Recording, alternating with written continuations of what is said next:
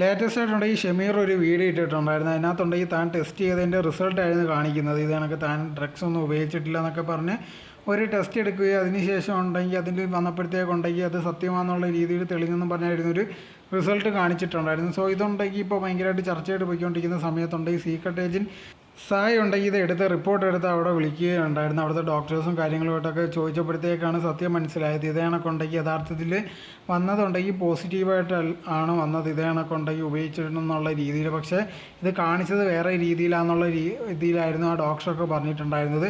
So എന്തായിരുന്നാലും ഇപ്പോൾ പറയുന്നത് കണക്ക് ഷമീർ ഉണ്ടെങ്കിൽ കള്ളം പറഞ്ഞതാണ്. യഥാർത്ഥത്തിലുണ്ടെങ്കിൽ ടെസ്റ്റ് ഉണ്ടെങ്കിൽ അവന് അനുകൂലമായിട്ടല്ല വന്നത്, എതിരെയാണ് വന്നത്. പക്ഷേ അത് കാണിക്കാതെ ഇതിനകത്തുള്ള കാര്യങ്ങളാണ് ചെയ്തുകൊണ്ടിരുന്നത്.